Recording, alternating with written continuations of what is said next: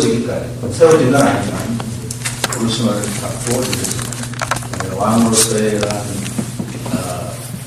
기반이 잡혀질 때까지 약 한 여러분들 쓰다보시는 대로 1075년부터 975년까지 약 100여 년 동안의 역사를 기록한 그런 책입니다. 이 양이 하도 많기 때문에 자세하게 좀 공부를 하면 좋겠는데 그렇게 자세하게 하면 어렵고 저희 사무엘상을 통해서 이 사무엘서를 쓴 이 저자가 우리에게 주는 메시지가 과연 뭐냐 하는 것을 좀 개괄적으로 여러분들한테 이제 소개를 해드리려고 합니다. 최근에 나온 이 책 가운데는 저희 학교 교수님이신데요. 사무엘상 김구원이라고 이름이 김구원이에요. 시카고대학에서 박사를 하신 분인데 얼마 전에 써서 내서 좀 시중에 많이 팔고 있는 책인데 이거 아주 원래 이 사무엘서가 내러티브적 이야기죠. 이야기식으로 아주 잘 쉽게 써졌어요. 그래서 한 번씩 사무엘서 더 공부를 하시고 싶은 분은 어느 책방이든지 아마 살 수 있으라고 생각하시는데 그래서 보시면 더 유익이 되리라고 생각이 됩니다.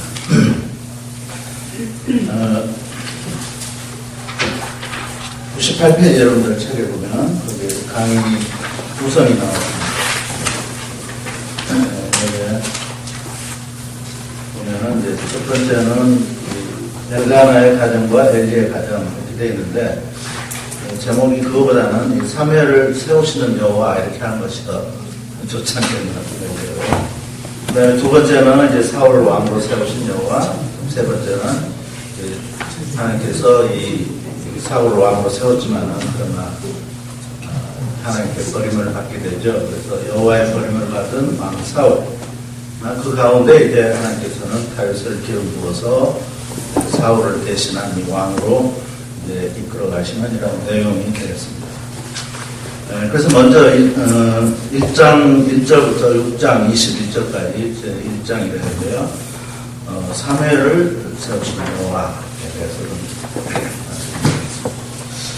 하나님께서는 지금 다윗을 왕으로 세운 데 있어서 거꾸로 보면은 다윗 이전에 이제 사울이 있죠. 사울이 초대왕으로. 근데 이 사울이 하나님의 뜻에 불순종을 하기 때문에 왕이 못 되는데 사실은 하나님께서 이스라엘 백성들에게 왕을 주시고자 하시는 그 계획은 뜻은 아브라함을 부를 때부터 가지고 계셨습니다. 그래서 뜻이 때가 되면 언젠가는 이스라엘 백성에게도 왕을 주려고 생각을 했는데 백성들이 원하니까 왕을 주게 됐습니다. 근데 하나님이 주시고자 하시는 그 왕은 사울처럼 베냐민 지파 사람이 아니고 사실은 어디냐면 유다 지파에서 보내졌어요. 창세기 49장 8절에서 10절까지 보면 하나님께서 유다를 축복하는 그 예언적인 축복 가운데 하신 말씀이 유다에 하는 모든 형제들이 너에게 절할 것이다. 또 나가서 내 허리에서 왕이 나오는데 통치자의 홀과 그 지팡이가 내 그 다리 사이에서 끝이지 않을 것이다 하는 이런 그 예언의 말씀을 주시죠. 이 다리 사이의 그 통치자의 지팡이 홀이 떠나지 않는다 하는 이 말은 무슨 말이냐면 여러 가지로 이야기할 수 있겠는데 통치자의 지팡이가 이 다리 사이에 통치자에 앉아있다면 여기에 이렇게 이제 떠나지 않는다 하는 이런 말이죠. 그러니까 계속해서 이 통치자가 내 후손 가운데 나오는 이 통치자가 그 통치자의 왕자에 앉아있는 그런 모습을 그리는 이런 말도 되고 이제 두 다리 사이라고 하면 뭐 남자의 성기가 있는 거니까 결국 그 자손들 가운데 계속해서 왕이 나올 것이다 하는 이런 이제 표현의 말씀이 되겠죠. 그래서 사실상 하나님께서 이 이스라엘에게 왕을 주신다 할 때는 그 왕은 어디서 나오는 왕이냐면 유다의 후손 가운데 나오게 될 그렇게 이제 계획을 하고 계셨어요.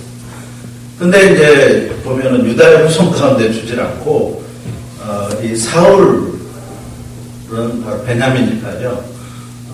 이 베냐민 지파는 우리 사사기를 보면은, 좀 못된 짓을 해가지고, 거의 멸절이 되도록, 이 다른 11지파와 전쟁을 해가지고, 멸절을 당하게 될 이런 위기까지 있어서, 이렇게 뭐 평도 좋지도 않고, 또 크지도 않은 작은 이런 지파였는데, 그러니까, 사실 하나님의 원래의 뜻은 그건 아닌데, 이런 왕을 주시게 됐어요. 그래서 왜 이런 왕을 주시게 됐는가, 여기에 대한 학자들의 이야기가 많이 있지만은, 그러나 그것은 이 사사시대에서 왕정시대, 왕국시대로 넘어가는, 왕을 세우는 왕정시대로 넘어가는 하나의 그 다리 역할을, 다윗과 이 사사시대의 다리 역할을 하는 이런 인물로서 하나님께서 사울을 주셨지 않나 이렇게 생각이 돼요.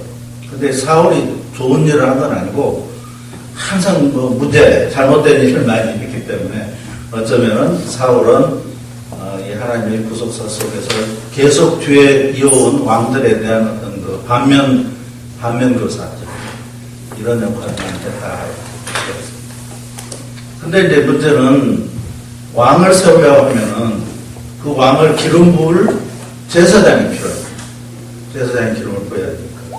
근데 그 당시에 제사장이 누구냐면 엘리라는 사람인데 이게 아주 부패하고 타락한 이런 왕이기 때문에 이 왕을 통해서 하나님께서 이 족사를 이끌어가는 이러한 이 제사장을 통해서 왕을 기름 붓는 이것은 하나님께서 별로 그렇게 원치 않으신 거예요.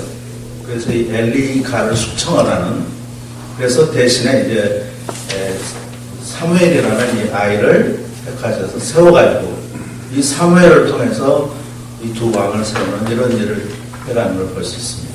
그러니까 제일 먼저 순서대로 보자면 하나님께서는 바로 앞으로 일어날 이런 왕들을 세우는 이런 일을 위해서 먼저 준비한 게 뭐냐면 바로 이 엘리가를 대신한 제사장 선지자 이 사무엘을 세우는 이런 일을 시작을 하시는 것이죠.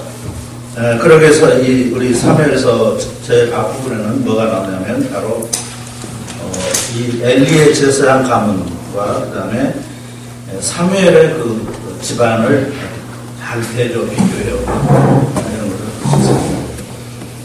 엘가나의 가정은, 엘가나는 그냥 평신도고 엘리는 제사장이죠.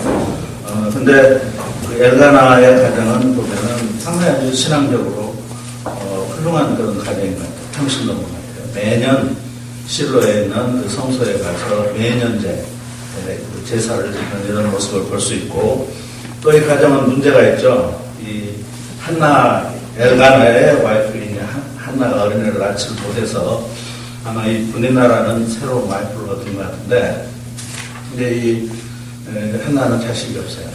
그래서 이 고대 세계에 있어서 여자에게 가장 중요한 일 중에 하나가 이제 자식을 낳아서 상속자를 있게 하는 이런 일인데, 자식을 못 낳으니까 여자로서 이 구실을 못하는 격이 되고, 또 특히 이제 분인나는 이 한나를 자식을 못 낳는다고 해서 많이 멸시를 하고 이러기 때문에 그 여자로서 상당히 고통이 많고 또 아픔도 많고 슬픔도 많은 이런 여자죠.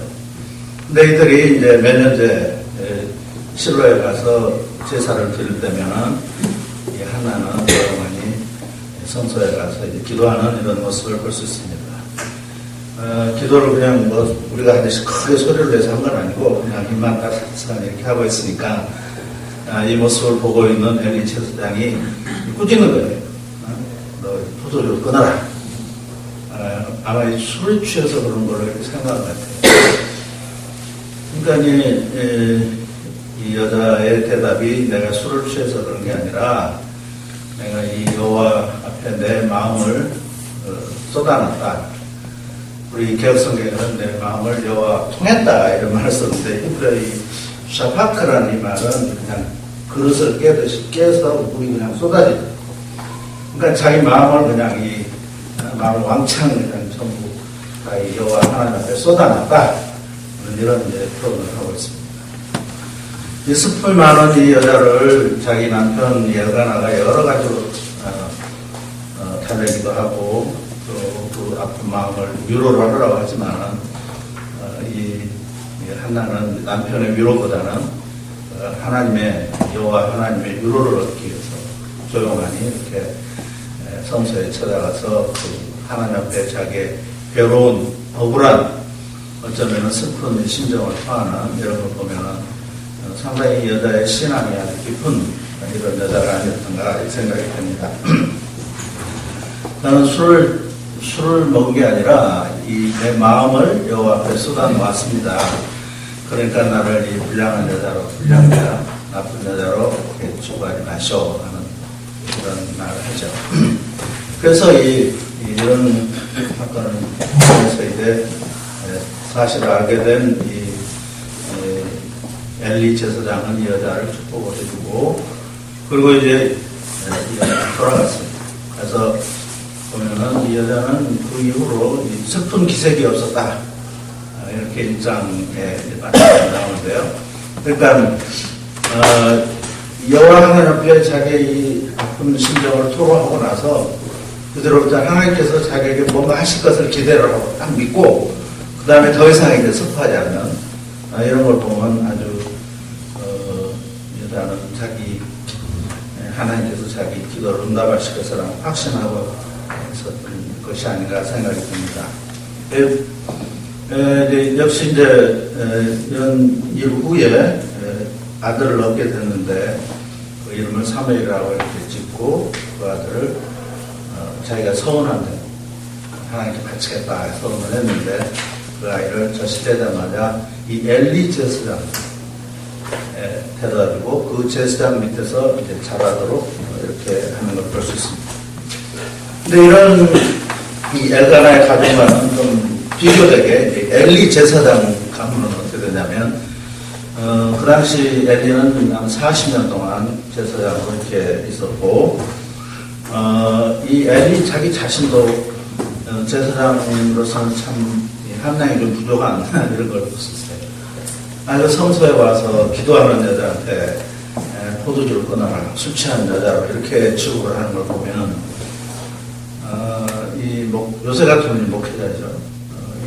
그거보다는 왜 와서 이렇게 있는가, 내가 왜 이러고 있냐, 모를 수도 있는 거지만 무작정 그냥 포도주를 끊어라 이렇게 이제 이야기를 하고 있는데 여기에 보면 이 한나가 이 엘리에게 나를 불량자로 여기지 마십시오 이렇게 하는데 사실은 그 2장에 보면은 엘리의 자식들은 불량자라 여호와를 알지 못하였더라 이렇게 나옵니다. 그러니까 자기 자식들이 사실은 불량자예요. 근데 이 한나를 향하여서 불량한 여자처럼 이렇게 이제 대우를 하니까 사실은 어떻게 보면은 그 성도들이란 아픔을 별로 이해하지도 못하고 이해할 생각도 없는 사람이고 나이가 많기 때문에 그래서 오히려 이 성직자가 이런 마음 아픈 이런 여성의 마음에 오히려 더 아픔과 상처를 내는 이런 그 지도자 제사장이었나 생각이 듭니다. 엘리에게 두 아들이 있었죠. 하나는 그 홈리, 하나는 비나스 두 아들인데 이들은 아까 말씀드린 것처럼 여호와를 알지 못합니다.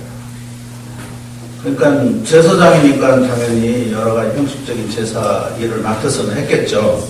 그러나 여호와 하나님을 안다 하는 전에도 그런 말씀 드렸는데 이 말은 야다라는 말을 쓰고 있습니다. 오히려 이 야다라는 말은 뭐냐면 어떤 경험을 통해서 인격적으로 서로 알고 있는 사이 이때 안다를 말을 써요.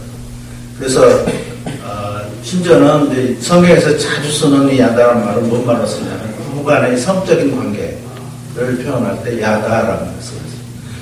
그래서 가인이 이 아담이 하와와 동침함에 하와가 유다의 아들을 낳고 그 이름을 가인이라 했다. 이렇게 이제 성경에 있죠. 근데 동침하다 하는 이 말은 원래 히브리 말로 보면 이 아담이 하와를 알매 그가 잉태하여 아들을 낳고 이름을 가인이라 했다. 이렇게 해야 맞아요. 근데 그냥 안다고 보면 뭔 말인지 모르니까 그대로 직역을 한다면 무슨 말인지 모르니까 우리 한글 성경에서는 동침한다 이렇게 좀 번역을 해놨습니다. 사실은 이런 걸 보면은 부부간에 아주 뗄 수 없는 그런 아주 가까운 가장 인격적인 이런 서로의 경험과 경험을 통해서 알게 되는 이런 관계. 그가 나를 알고 내가 그를 아는, 여호와 하나님이 나를 알고 내가 하나님을 아는 이런 그 인격적인 이런 관계를 말하는 건데, 엘리의 자식들은 이런 게 없는 거예요. 그냥 피상적인 하나님만 알고 있는. 또 여기 하는 짓을 보면은 피상적이 아니라 이건 전혀 불신자만도 못하는 그런 짓을 하고 있습니다. 또 가장 큰 나쁜 짓이 뭐냐면 하나님께 바쳐드릴 예물을 가로채는 아주 무시하는 이런 짓을 합니다. 사람들이 와서 여호와 앞에 제사를 드리려고 할 때 이제 이상하게 여기는 하여튼 뭐 잘 모르겠는데 저도 연구를 해봐야 되겠지만 원래 이 제사는 불에 태워서 번제로 드리든지 이렇게 하는 건데 여기는 이제 끓인 데다가 고기를 넣어요. 이렇게 끓인 데다가 고기를 넣어서 그때 이제 갈퀴니가 세발 갈퀴니를 집어넣어가지고 거기에서 이제 끓여 나오는 이 고기를 이제 제사장 몫으로 이렇게 하는데 이 사람들은 그러니까 제일 먼저 가장 좋은 것을 여호와 앞에 드려야 되는 게 당연히 제사법이겠죠. 근데 이 엘리의 자식들은 그게 아니고 생고기를 하나님 앞에 드리기도 전에 생고기를 제사장 몫으로 떼는 이런 걸 보면 이 사람들이 정말 여호와를 경외하는 이런 마음이 없는 것을 볼 수 있죠. 우리도 또 가정에서도 아빠를 위해서 제일 좋은 거 먼저 떼놓고 또 자식들 같으면 가장 큰아들을 위해서 큰아들 뭐 제일 좋은 거 이렇게 하는 게 사람의 보통 인간들의 도리죠. 근데 이 하나님 앞에 드리는 이 제사의 가장 거룩하고 또 가장 귀하고 값진 이런 것을 먼저 드리고 난 다음에 그 다음에 자기 걸 취하든지 해야 될 텐데 자기들이 먼저 취하는 이런 것을 보면은 이 짓을 가르쳐서 이 뒤에 보면은 여호와 하나님께서는 나를 멸시했다. 여호와의 예물을 멸시하고 나를 멸시했다. 이렇게 말을 하고 있습니다. 그러니까 하나님을 이렇게 멸시하는 이런 사람들. 또 하나는 이제 회막에 있는 이 여자들과 동침하는 이런 걸 볼 수 있는데 고대 근동세계에서는 다 이 성소나 이 성전에 뭐 남창이니 여창이니 이런 거 있었어요. 그러나 이 본문을 보면은 이 성소의 여자들과 동침하는 것은 분명히 해서는 안 될 짓으로 이렇게 나온 걸 보면 적어도 이스라엘에서는 이런 일이 뭐 흔하지 않은 게 해서는 안 될 짓이죠. 이것은 여호와의 성소에서. 근데 이렇게 하고 있는 거예요. 그래 엘리는 이런 말을 듣고 이제 당연히 제사장이니까 아무리 이들이 제사장 아들에게 그들도 제사장은 제사장이죠. 불러다가 아주 책망을 하는 정도가 아니라 제사장직을 파직을 시키더라도 해야 될 이런 상황인데 불러다 하는 말을 들어보고 내 아들아 그렇게 하지 마라. 내 아들아 그렇게 하지 마라. 이런 식으로 그냥 적당하니 남기고 있는 걸 볼 수 있습니다. 결국 이 말을 듣질 않죠. 이 사람들이. 그래서 그 성경에 보면은 왜 이 자식들이 말을 안 듣는가? 여호와께서 그들을 죽이기로 작정을 하셨다. 그러니까 이미 하나님께서는 이것들을 도저히 가만히서는 안 되겠다 생각하고 죽일 작정을 하고 계시는 것입니다. 이런 그 불신한 제사장을 도저히 놔둘 수가 없으니까 이제 하나님께서는 그 하나님의 사람을 성경에 보면은 하나님의 사람은 그 이시 아도나이 그래서 선지자들을 가르쳐서 하나님의 사람이라고 해요. 성경에 보면 선지자들은 어떤 데는 하나님의 입이라고 이렇게 표현을 하는 데도 있고 또 어떤 데는 하나님의 사람 내용은 하나님의 사람을 보내서 이 엘리가에 대한 이제 저주, 앞으로 있을 일을 이제 말씀을 하시는 거죠. 그 보면 원래 제사장직은 민수기 25장 12절 13절을 보면 평화의 언약이라는 이스라엘 백성들이 광야에서 이제 이방 여자들을 데려다가 행운하는 이런 일을 하기 때문에 하나님한테 진노를 덮고 있는 이런 상황인데, 그래서 뭐 병이 걸렸던 죽어가고 하는 이런 상황인데, 그 남자가 또 이방 여자를 데리고 이스라엘 진영으로 들어오니까 그 아론의 그 손자죠, 손자 엘리야살의 아들 비나스요, 그 비나스. 이 비나스가 가서 그냥 창으로 찔러 죽였어요. 하나님께서 진노를 붙였다 했고, 이 바로 비나스가 아론의 제사장의 그 후손이죠. 아론의 후손이죠. 그래서 이 하나님의 진노를 이 비나스가 이 속죄하는 이런 일을 했기 때문에 하나님께서는 아론의 후손들에게 대대적으로 제사장직을 주시겠다는 이런 약속을 줬어요. 이게 바로 이제 평화의 언약이라고 합니다. 그래서 이때부터 계속해서 이 아론의 후손들은 제사장 대대로 세습적으로 이렇게 이제 내려온 건데, 이 본문에 보면 이제는 결코 그렇지 하지 않겠다.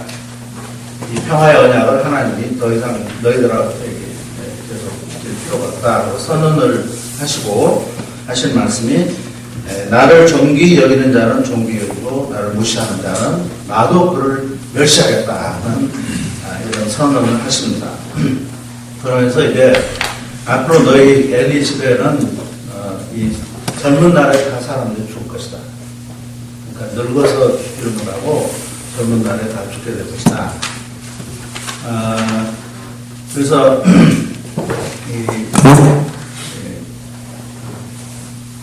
21장에 보면요, 물론 이 나중에 홈리아 비나스 죽게 되는데, 21장에 나가면은 그 사울이 오벳 제사장 85인을 아주 돌이고라는 사건입니다. 그래서 아마 이 사건을 미리서 말씀하시는 것 같아요. 여기 보면. 그러니까 너희들 가문의 이 제사장들이 앞으로 이제 제 목숨대로 살지 못하고 젊어서 이제 다 죽게 하겠다는 이 말씀을 하셨고, 또 그 다음에 이제 직접적으로는 엘리의 두 아들, 바로 이 문제아들, 이들이 한날에 죽게 될 것입니다. 근데 한날에 죽게 되는데, 이것이 앞으로 있을 예언에 대해서 하나님 말씀하신 그 전날에 죽게 되는 이 예언에 대한 하나의 그 사인이 될 것이다. 그러니까 이 홈리와 비나스 두 아들이 한날에 죽게 된다면 바로 이 엘리의 후손들이 다 젊은 날에 죽게 될 것이라는 것, 이런 사인이라는 것이죠.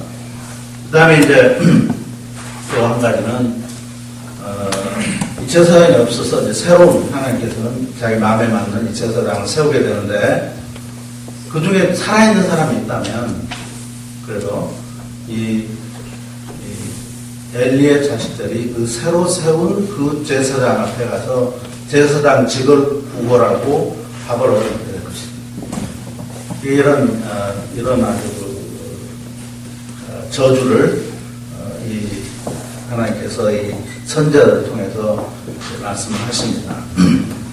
근데 이런 일이 벌어지는 사이에 이제 하나님께서는 또 중요한 일을 하시는데, 이 엘리 집에서 성장하고 있었던 이 사무엘을 부르게 돼요. 사무엘이 샤워했는데 사무엘을 부르는데, 사무엘은 뭐 그게 하나님 부르시지는 모르고 그냥 엘리가 부른 줄 알고 엘리 앞에 가서 제가 여기 있습니다 했습니다. 나중에 한 번 하고 두 번 하고 그러니까 하나님 너를 부른가 보다. 그 앞에 나가서 내가 여기 있습니다 이렇게 이야기를 하라고 하니까 하나님께서 이 사무엘, 어린 사무엘에게 앞으로 있을 일에 대해서, 이 엘리가에 있을 이런 저주에 대해서 하나님께서 말씀을 하시죠. 이 본문에도 보면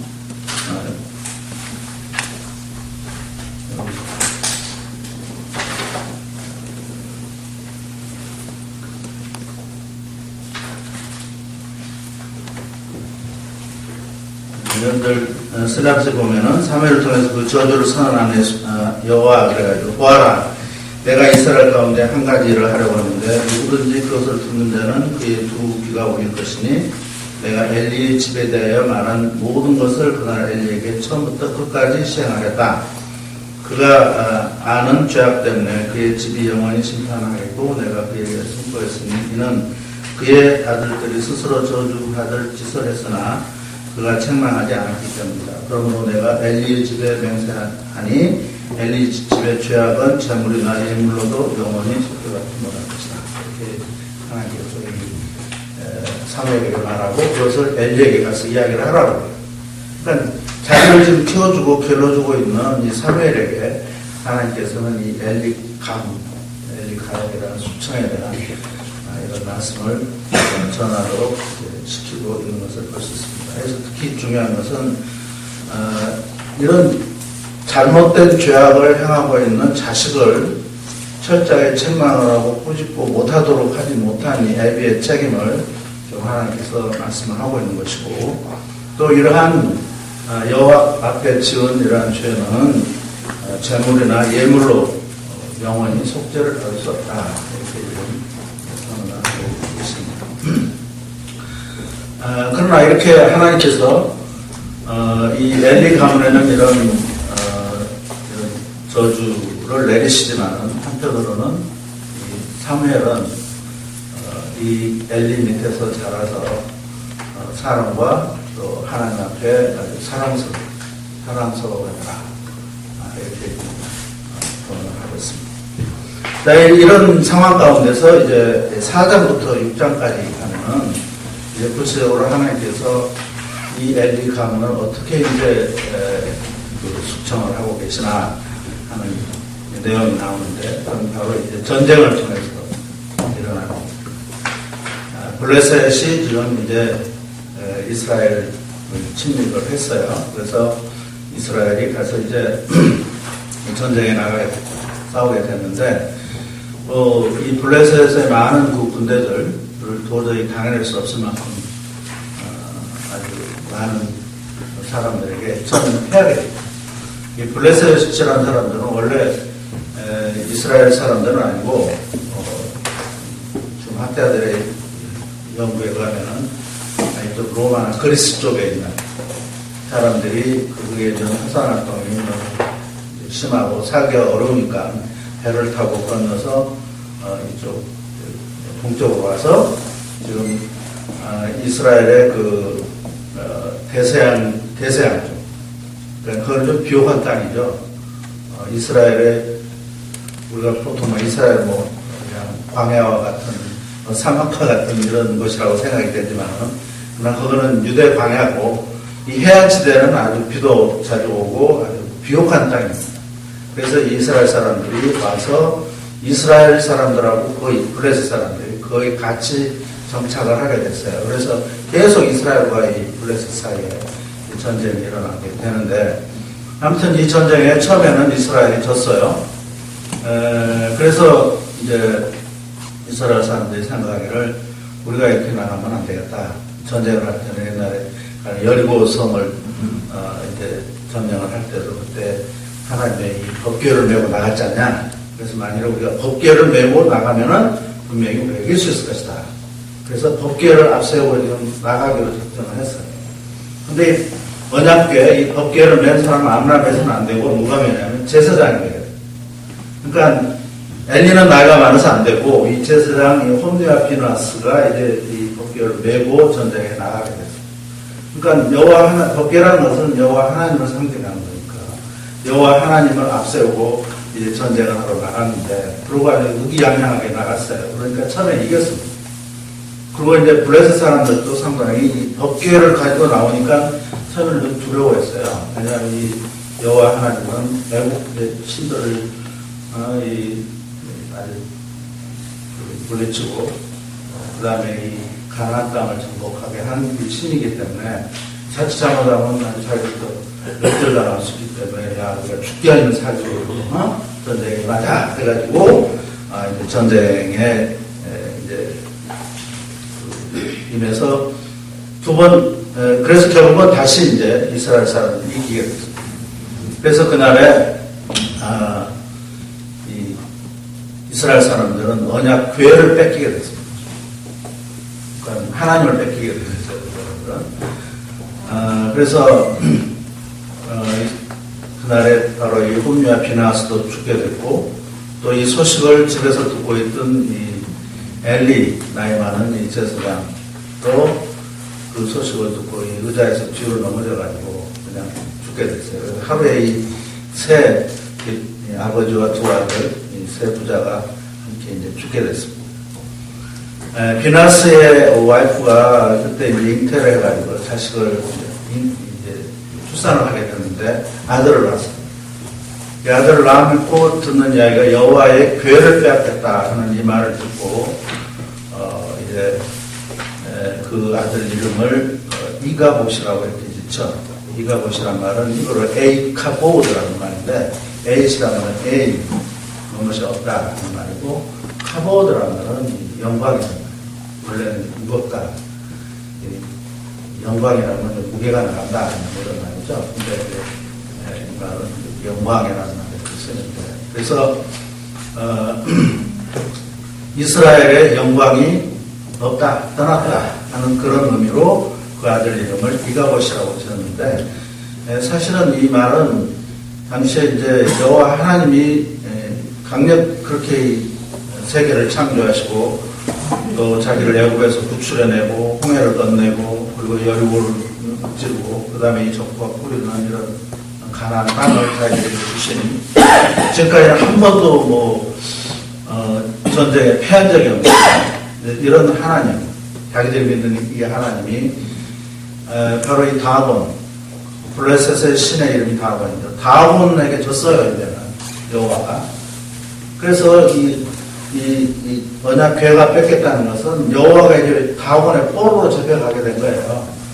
그러니 이제 이스라엘은 자기들이 기대를 어떤 신도 없고 그래서 앞으로는 자기들도 이 운명이 어떻게 될지 알 수 없는 그야말로 어두운 이런 상황에 이제 들어가게 됐기 때문에 바로 이 이가봇이란 말은 단순히 그냥 여호와의 영광이 떠났다 하는 이런 말보다는 이스라엘에는 자기들을 지켜줄 이러한 보호자가 없고 또 자기들을 지금까지 지켜줬던 울타리가 다 거쳐져 갔다.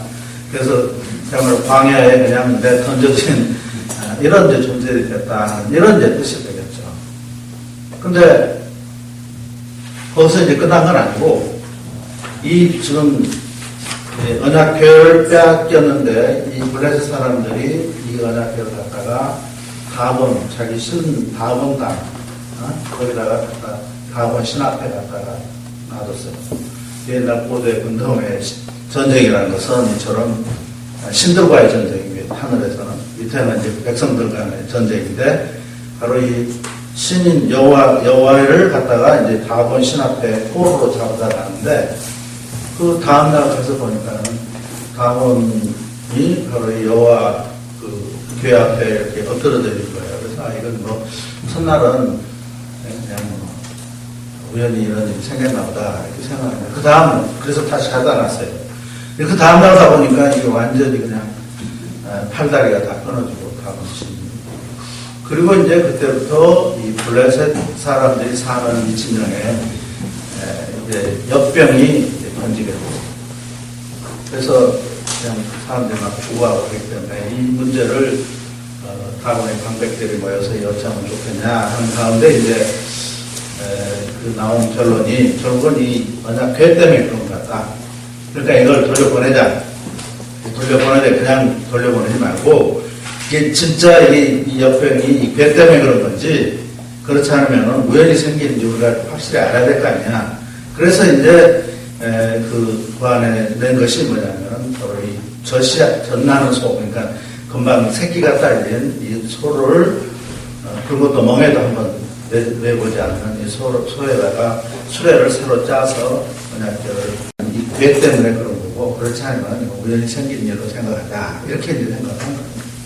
그래서 이제 아닌 게 아니라 이 소에다가 아직도 멍에를 내보지 않는 소, 그 다음에 송아지, 새끼가 딸린 소라면 이건 뭐 언제든지 어떻게 갈지 모르죠.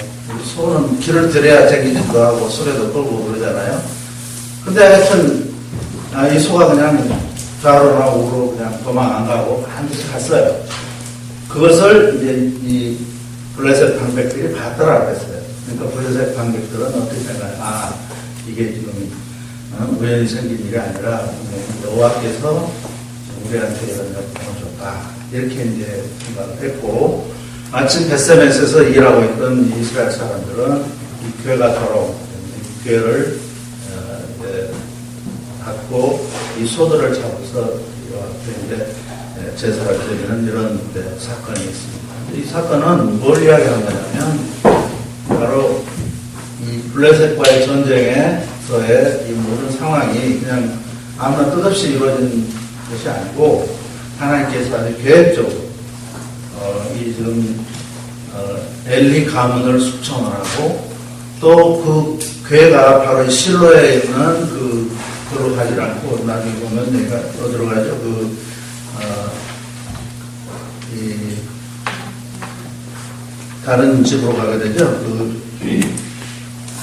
아비나답의 집으로 이렇게 괴가 원래 있던 엘리의 집으로 가지 않고 아비나답의 집으로 이렇게 가게 되는 걸 볼 수 있습니다. 그러니까 이 엘리의 새 제사장도 이제 죽었고, 또 만약 괴도 그 원래 성소에 있지 않고 지금 딴소로 옮겨지게 되는 이런 걸 이제 볼 수가 있습니다. 그래서 하나님께서는 일단 이 엘리 가문의 이 제사장직을 전부 이제 박탈을 하고 죄를 묻고 심판을 하는 가운데 새로운 새 세대의 역사를 지금 준비를 하고 있는 걸 볼 수 있습니다. 이 하나님께서는 그러니까 이 전쟁, 블레셋과의 전쟁에서 결국은 이스라엘 사람들은 이거 진 전쟁으로 여호와 하나님이 진 걸로 생각을 했지만은 사실은 뭐 진 게 아니고 그 다곤 신당을 심판하고 또 하나님께서는 이스라엘 블레셋 진중에서 이 백성들에게 역병을 일으켜가지고 이스라엘 대신해서 싸우시고, 그리고 아주 의기양양하게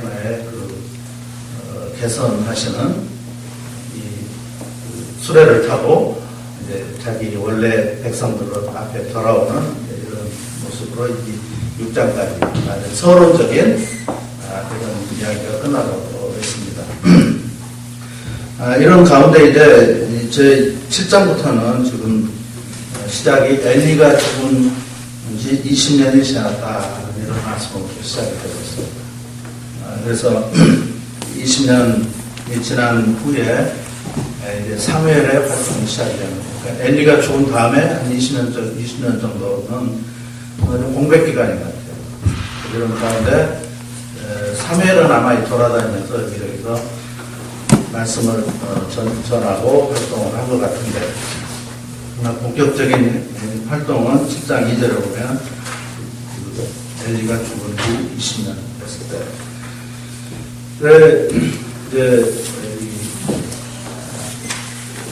이 7장부터 지금 15장까지는 사울을 왕으로 세우고, 그 다음에 사울이 이제 하나님께 벌받기 전까지 사건을 지금 이야기하고 있는데, 사울을 왕으로 세운 사건입니다. 그 중에서도 특히 7장은 8장, 9장, 10장, 11장, 12장까지가 사울을 왕으로 세운 이야기가 나오겠죠. 그러니까 이 왕이라는 것은, 고대 세계에 있어서 왕이라는 것은 이스라엘 백성들이 요구한 대로 전쟁이 일어나서 제일 중요한 게 전쟁이 일어날 때면 왕이 자기들 앞에 나가서 자기들을 위해서 싸워주기를 바랍니다. 그러니까 전쟁이 일어날 때면 이 왕이 나가서 싸우고 자기들에게 그 삶의 터전을 확고하게 안전하게 지켜주는 일을 하는 것이 왕의 가장 중요한 역할 중에 하나입니다. 그러니까 하나님의 그 이스라엘 백성들이 그 왕을 달라 할 때도 바로 그렇게 우리도 다른 나라 다른 민족들과 같이 왕이 있어서 전쟁이 일어날 때면 그가 앞서 나가서 우리를 싸울 그런 왕을 달라 하는 이런 말을 하죠.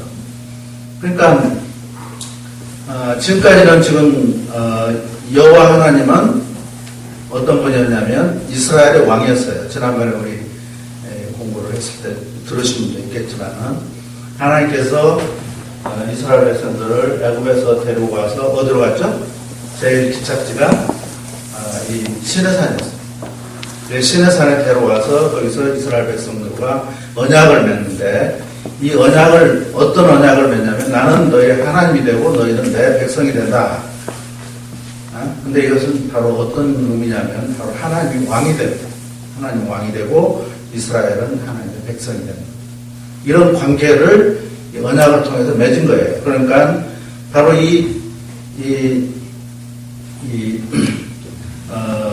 시내산에서 언약을 맺은 그때부터 하나님은 이스라엘의 왕이 되시고 이스라엘은 하나님의 백성이 되는 이런 관계가 됐고 또 그렇기 때문에 왕이 할 일은 그 백성들을 항상 보호하는 일이죠.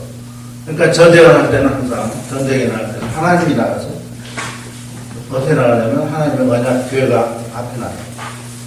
여리고 여호수아 여러분들 배우는데 여리고 정복 때도 그래서 제일 먼저 이 언약 교회가 앞서 나가고 또 하나님이 이제 싸우는데 여기서 앞으로 우리가 계속 이해하는데 중요한 포인트가 있는데 그게 뭐냐면 이 홀리워라 이 성전이라고 성전 거룩한 존재 이 성경에서 말하는 이 성전이라는 것은 요새 무슬림 교사들이 말하는 성전하고 달라요. 이 성전은 여호와 하나님이 신이 여호와 하나님이 자기 백성들을 위해서 싸우는 그 다음에 무슬림 교도들은 뭐냐면 자기들이 하나님을 자기 신인 알라를 위해서 싸우는 좀 반대입니다. 근데 여기는 몇 가지 그 특색이 있어요. 이 전쟁은 홀리워를 할 때는 물론 전쟁의 그 주도자가 하나님이죠. 전쟁을 시작할 때도 하나님이 시작하고 끝낼 때도 하나님이 끝내는. 그래서 하나님이 이제 주가 되는 거고. 그 다음에 두 번째 특색은 뭐냐면 이 전쟁을 할 때 사람들이 싸우질 않아요. 하나님이 싸워주시는 거예요. 그러니까 이 사람들이 할 일은 뭐냐면 하나님께서 청군들을 동원을 해서 먼저 싸워주는 거예요. 이 청군들이 누구냐면 가령 뭐 우박이랄지 혹은 비랄지 혹은 뭐 번개랄지 어떤 경우에는 사람들의 그 눈을 다 뒤집어 나가지고 옆에 있는 자기 동료들이 전부 원수로 보입니다. 가령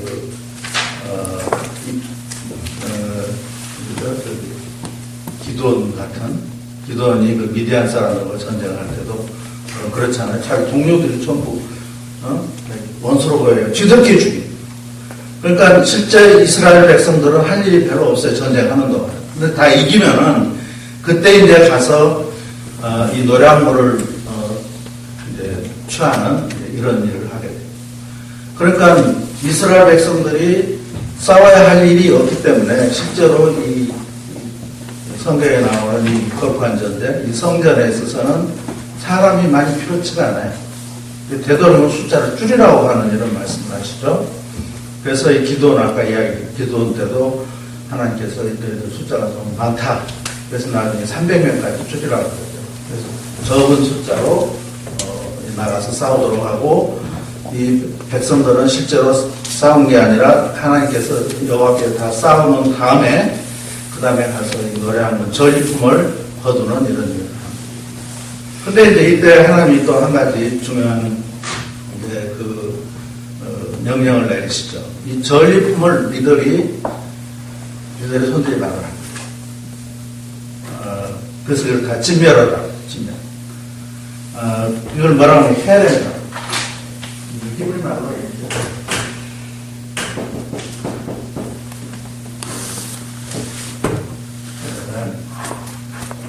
헤렘이라고 합니다. 헤렘이 하람이라는 동사는 진멸한다. 그 다음에 이제 이건 명사이고요. 진멸. 우리 개혁성경에는 이걸 뭐라고 번역하냐면 바친 물건이라고 써요.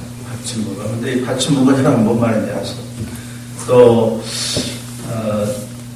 표준 세번역 같은 데는 이제 진멸하여 드리는 제사라고 이렇게 번역을 해놨는데 그것도 원래 잘 맞지 않는 이런 말이고요.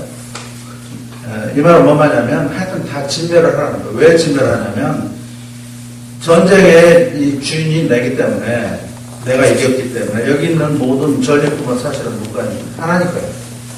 하나님 것이기 때문에 사람이 손을 대서는 안 되는 거예요. 그래서 사람이 손을 대지 못하도록 이걸 다 진멸하라고 합니다.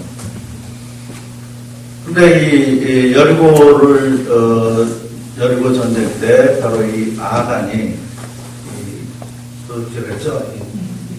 외투하고 금덩어리. 그래서 이제 만일에 여호수아 6장 18절에 보면은 이 진멸해야 될 물건을 진멸하지 않고 자기가 취했을 경우에 자기는 물론 그 진중이 다 진멸의 대상이래요. 그래서 만일에 너희들이 진멸할 것을 진멸하지 않으면 너희가 이 진중에 큰 어려움이 고통이 될 것이다. 이런 말씀을 하시는데 이게 이제 우리가 보통 헤렘의 법칙이라고 이렇게 이야기를 해요.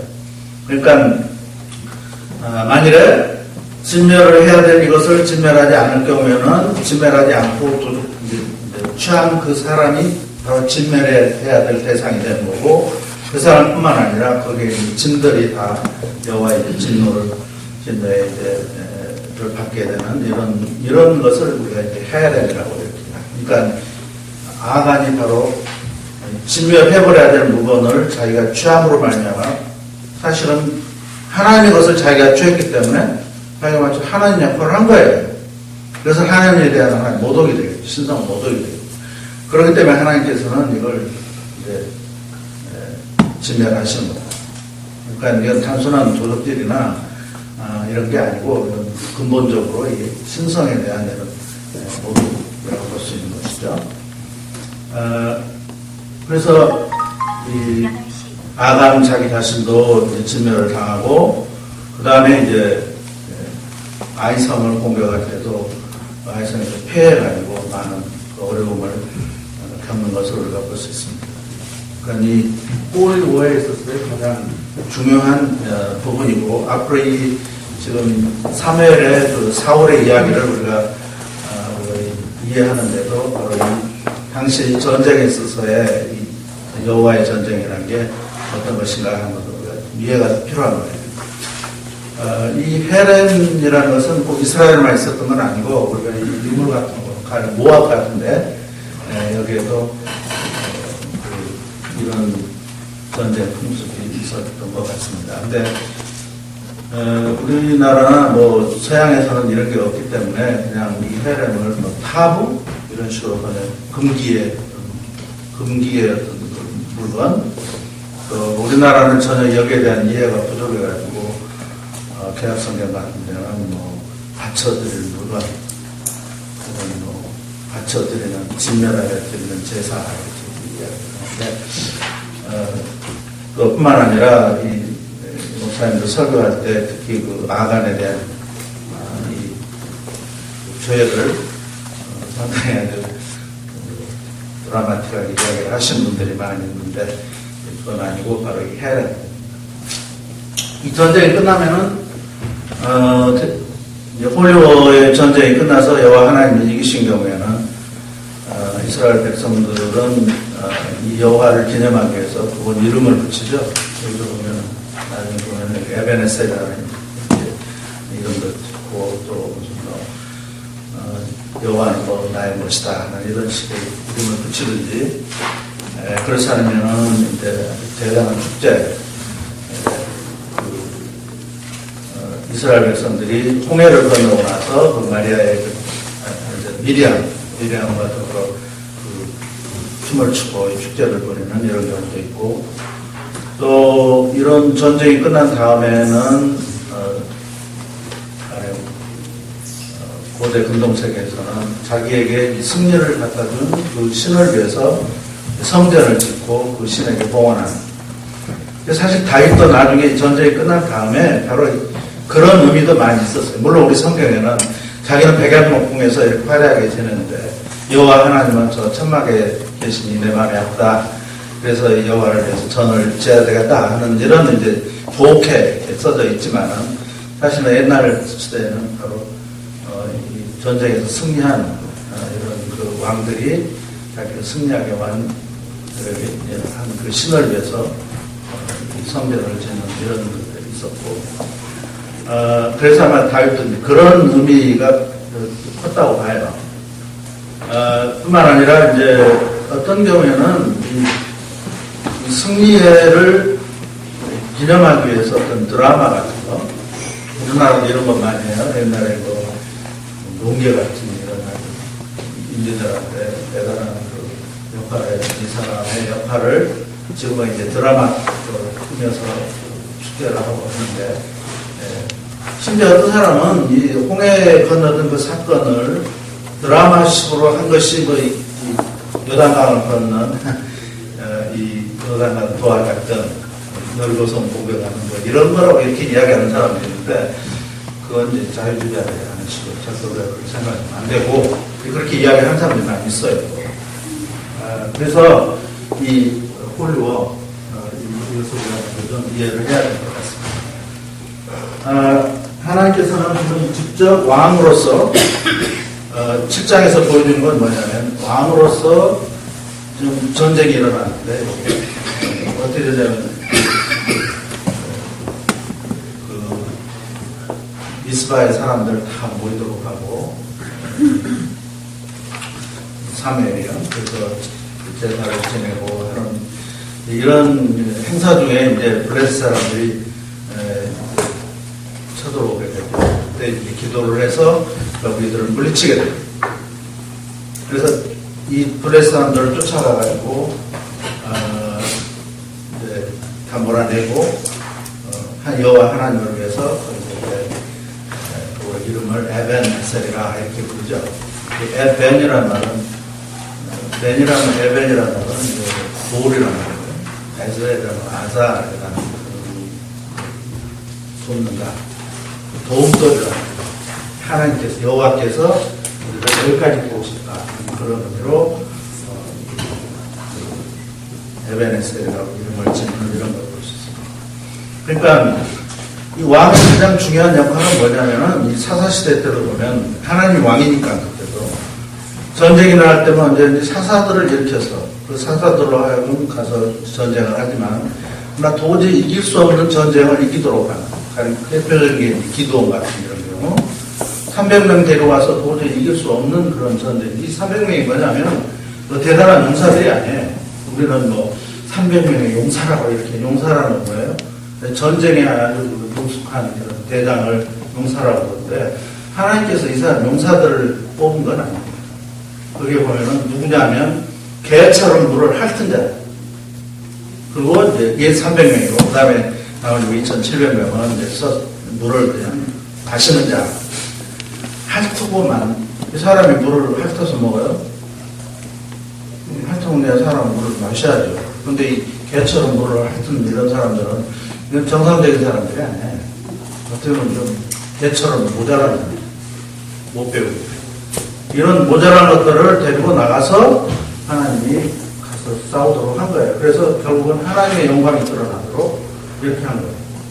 근데 이제 만약에 요새 이 많은 목회자들 가운데 우리 교회도 뭐 기도원 300 용사를 키워야 되겠다. 그런데 만약에 용사들이 나가서 이겼다고 그러면 하나님 영광은 없어진 거예요. 하나님이 할 일도 없는 거고. 그건 오히려 하나님을 욕되게 하는 거예요. 하나님은 작은 숫자예요. 그 다음에 이 어리석고 부족한 것들을 불러서 도저히 이길 수 없는 이 전쟁을 이김으로 말미암아 하나님의 영광이 드러나는 이게 정상적인 건데 이 물을 개처럼 핥아먹은 이런 사람들을 죽게 세워가지고 용사라고 이야기하고 우리 교회도 이런 용사가 필요하다 이런 식으로 이야기하면 성경을 완전히 거꾸로 이해를 하게 되는 것이죠. 그래서 여기도 마찬가지예요. 지금 이 모여있는 이런 가운데 도저히 사실은 이기기가 어려운 이런 상황입니다. 근데 이제 기도를 하죠. 사람들이 기도를 하고 하나님께서 이제 이들을 물리쳐 주셔서 이기게 됐어요. 그러니까 하나님은 지금 뭘 하고 있냐면 왕으로서의 역할을 충실하게 한 거예요. 그냥 왕의 역할은 뭐냐면 자기 백성들을 전쟁부터 구하는 일을 하는 사람. 기도원 때와 마찬가지로 하나님께서 이 부족한 이것들을 데리고 나가서 이 위대한 백성들을 이기게 했던 것과 마찬가지로 여기서도 지금 하나님이 원래 이스라엘의 왕이기 때문에 왕으로서 블레셋 이들을 충분히 이겨줬어요. 더 이상 이제 인간 왕이 필요치 않는 거예요. 그러니까 하나님이 얼마나 왕으로서의 역할을 잘하고 계시냐 하는 걸 보여주는 게 8장이에요. 근데 이제 8장에 가면 이제 이스라엘 백성들 우리도 왕이 있어야 되겠다. 왕을 주시고 하는 거예요. 지금 하나님이 충분히 얼마나 훌륭한 왕인가를 스스로 보여주었는데 8장에 가면 이스라엘 사람들이 왕을 달라 이렇게 좀 요구를 하기 때문에 하나님이 별로 마음이 기쁘지 않지만 어느 할 수 없이 왕을 줄여야 되는 거예요. 주셨다고요? 네. 잠깐만요. 네. 죄송한데요. 여기 밑에 집사장의 지하 2층에 그랜드랑 오키나라 지내실 친형. 위하여 우리보다 앞장서서 나가야 할 것입니다. 이게 바로 이 왕을 구하게 되는 직접적인 동기고 이것이 바로 이 고대 근동세계의 왕의 역할이라고 볼 수가 있어요. 하나님께서는 이스라엘 백성들이 이렇게 왕을 구하기 때문에 아주 불쾌하게 생각하고 마음에 안 들었지만은 그러나 사무엘에게 8장 7절에 보면 백성이 내게 하는 모든 말을 들어주어라. 그들이 너를 버린 것이 아니라 나를 버려 그들의 왕이 되지 못하게 하는 것이다. 이렇게 말씀하십니다. 그러면서 이 백성들에게 왕의 제도에 대해서 알려줘라. 근데 사실 왕의 제도는 그 신명기 18장에 보면은 구체적으로 그 왕이 어떤 사람이 돼야 되는 왕은 기본적으로 이스라엘 사람이 돼야 된다는 거, 또 왕은 군대를 많이 가져서도 안 되고 또 여자를 많이 얻어도 안 되고 하여튼 여러 가지 왕에 대한 왕의 도 이것을 다 기술을 해놨어요. 이걸 다 가르쳐 줬습니다. 그래도 이 사람들은 왕이 있어야 되겠다. 그러면 왕을 세우면 병역 의무, 노역 의무, 납세 의무 등이라는 중요한 의무들도 다 설명을 해줬는데 결국 왕이 있어야 된다고 그러기 때문에 하나님께서는 그러면 이 왕을 지금 주시는 것입니다.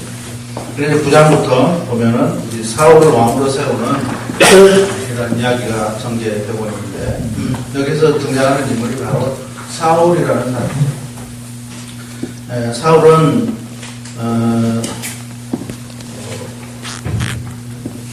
한마디로 사울을 가르쳐서 뭐라고 쓰냐면 자기 아버지가 이런 안나기를 찾으러 다니는 이런 사람으로 묘사를 해놓겠습니다. 그러니까 아주 아버지에게는 상당히 복종적이고 순종적이고 가정적인 이런 사람이지만 그러나 사실 따지고 보면 이 사람은 온 사람들이 지금 나라를 위해서 왕을 구하고 있는 간에 그거하고는 전혀 상관이 없어요. 그냥 아주 가정에 자기 가정에 충실하네요. 그러니까 어떤 민족적인 사명감이나 비전이나 그런 책임감이나 그걸 좀 민족을 위해서 일을 해보겠다 하는 이런 생각도 있고 또 더구나 이 종교적으로도 상당히 무지하는 사람이라고 볼 수 있어요. 암나기를 찾으러 다니면서 그 사환이 이 동네에 그 여호와의 사람이 있으니까 거기 한번 가보자. 그러니까 그거에 대해서는 몰라요. 그래서 자세하게 이 사무엘에 대해서 잘 모르고 하는 걸 보면 이 사람은 종교적으로도 상당히 좀 어두운 이런 사람이 아닌가. 다시 말하면 이스라엘의 이 초대 왕으로서의 그런 인간적인 연습을 별로 갖추지 않는 준비가 안 된 이런 사람이 아닌가 이렇게 생각이 듭니다. 그러나 어찌됐든 하나님께서는 사무엘에게 이 사람을 만나게 될 텐데 그 사람에게 이제 이 기름을 부으라고 그러죠.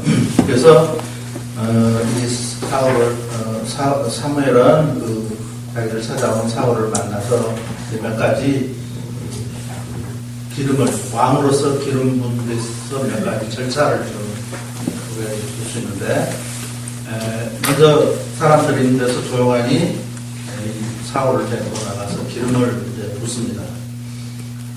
그러면서 하는 말이, 내가 갈 때 앞으로 가게 되면은 사람을 만나는데, 누구를 만나냐면 집에서 보낸 사람을 만날 것이다. 그 사람이 너에게 그 아버지의 앞나기를 찾았다는 그 기별을 전해줄 것이다. 그 다음에 둘째는, 내가 그 사람들 셋을 만나는데 그 빵 세 덩이를 하는데 너한테 빵 2덩어리를 줄 것이다. 또 세 번째로는, 내가 가다 보면 저기서 여호와 생도들이 산당에서 내려오면서 예언을 하게 될 텐데 너도 그들과 예언을 하게 될 것이다 하는 이런 몇 가지, 세 가지 징조를 미리서 이야기를 해줘요. 왜 이걸 주냐면, 지금 이 사람은 영적인 세계에 대해서 하나님이 너를 좀 왕으로 세웠다고 그러는데 그 말이 진짜 하나님의 말인지 이것을 확인을 본인에게 시켜야 될 거 아니에요. 그렇기 때문에 앞으로 이런 일이 일어난다고 하는 것을 말해주면 사무엘이, 바로 사무엘의 말이 그냥 아무나 하는 말이 아니라 정말 하나님으로부터 받은 선지자고, 하나님 보낸 선지자고, 바로 하나님께서 자기를 이렇게 왕으로 세우려고 한다 하는 그 자기 확신을 갖도록 하기 위한 것이라고 생각해요. 그러니까 이건 보통 하나님께서 이 사울에게뿐만 아니라 선지자들을 부를 때도 마찬가지입니다. 선지자들이 하나님을 만나고 나서 내가 하나님을 만났다는 확신이 있어야 선지자로서 나가서 하나님의 말씀이 이렇다 하고 말씀을 전하니, 전혀 그런 것도 없는데 하나님의 말씀을 전하라 한다고 해서 내가 같이 전할 수 있겠어요? 그건 안 됩니다.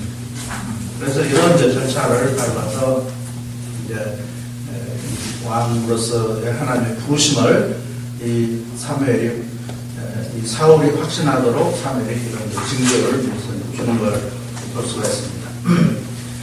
그래서 이제 그 다음에 이런 절차가 끝나면, 물론 이대로 다 됐죠. 그래서 그 다음에 이제 두 번째 문제는 사무엘이 사람들을 전부 모아서 그 자리에서 이제 기도하고 사울을 제비 부어서 왕으로 세웠는데, 이 사울은 그때 뭐하고 쓰냐면 어디 뭐 술에 뒤에서 숨어서 있는 이런 걸로는 정말 이 왕이 될 그런 자격이 없는 이런 사람으로 이제 보여지는데, 그래서 이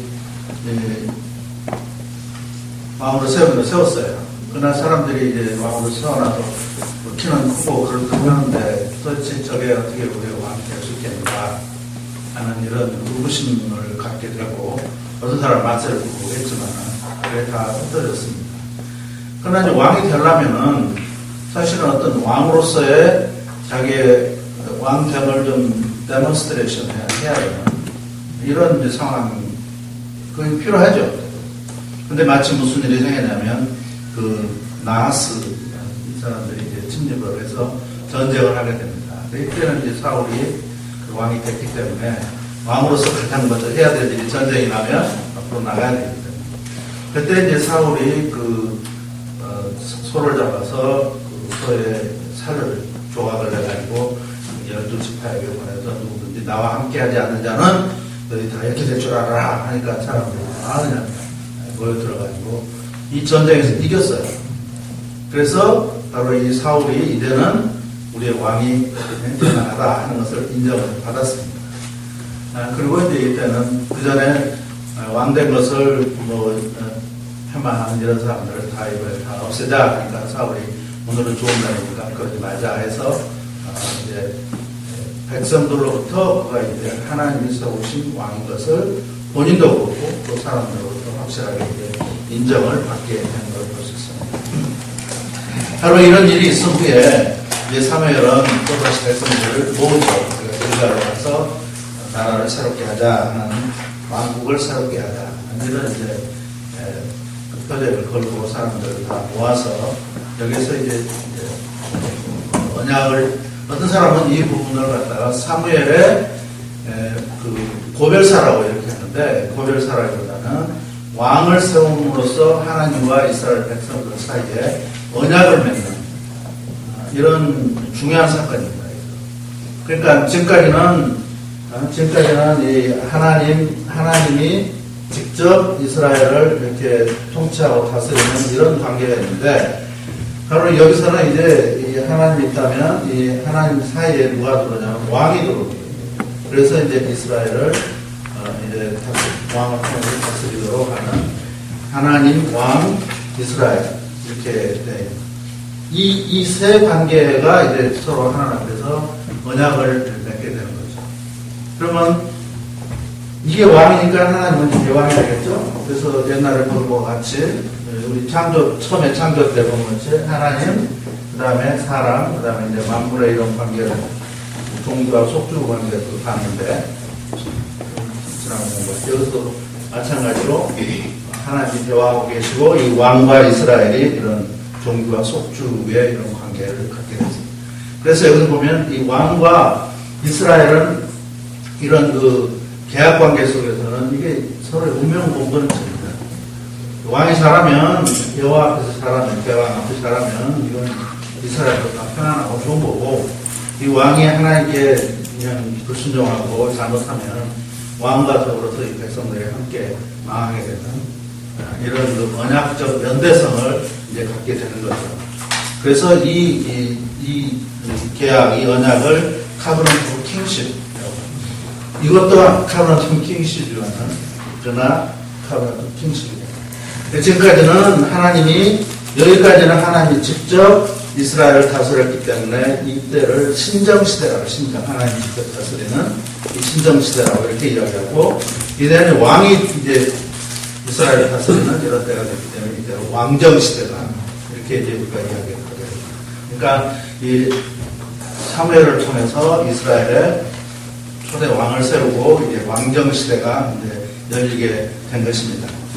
그 사무엘이 아주 원래 아까 말씀드린 것처럼 중요한 이 신정시대에서 왕정시대로 넘어가는 이 중요한 다리 중재자 역할을 바로 이 사무엘이 했다, 이렇게 볼 수가 있습니다. 근데 이제 이 사울이 여기서 지금 아주 왕으로서의 이제 잘하면 좋을 텐데 잘 못하게 된 점들이 나오게 되는데, 바로 이 사울은 이제 여호와께 버림을 받게 됩니다. 초대 왕, 하나님으로부터 세움을 받았지만,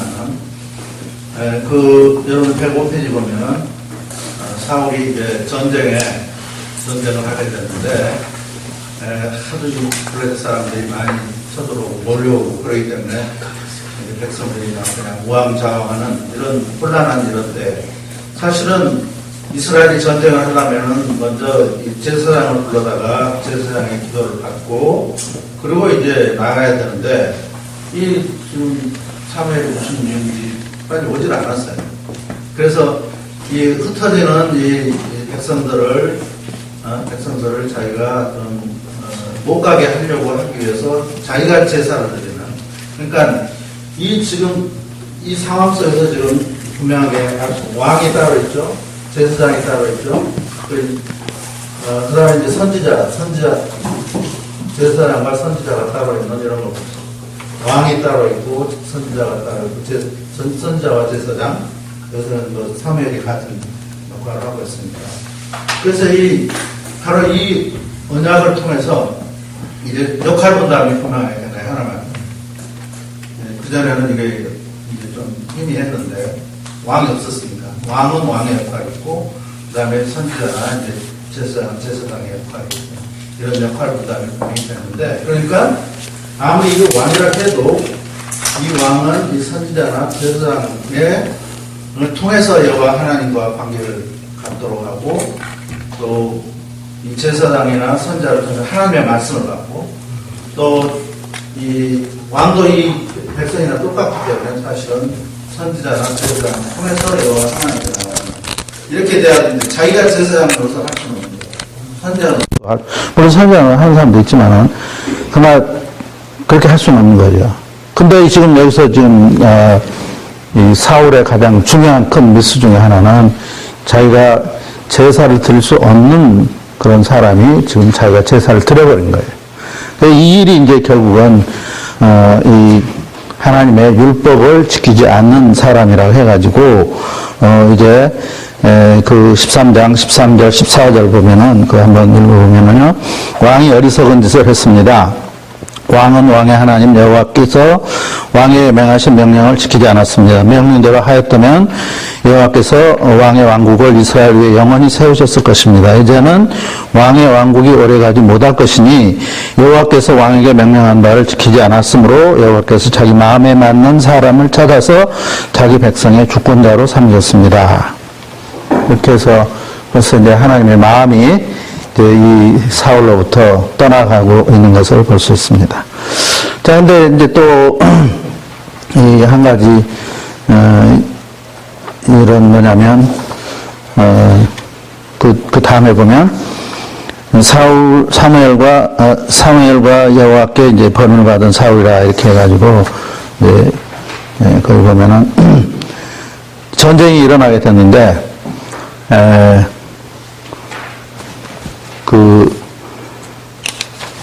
하나님께서 아말렉 있죠, 아말렉. 이 아말렉은 이스라엘이 애굽에서 나올 때 제일 먼저 전쟁을 했을 때 아말렉 사람들하고 전쟁을 했어요. 근데 그때 이제 바로 이 모세가 저 산에 올라가서 손을 들고 기도를 하고 여호수아가 가서 이제 전쟁을 이제 수행을 했죠. 근데 하도 두고 있으니까 이제 손이 아프니까 옆에서 아론과 훌이 이 양 어깨를 받쳐주고 그런 가운데 여호수아가 가서 전쟁을 이겼어요.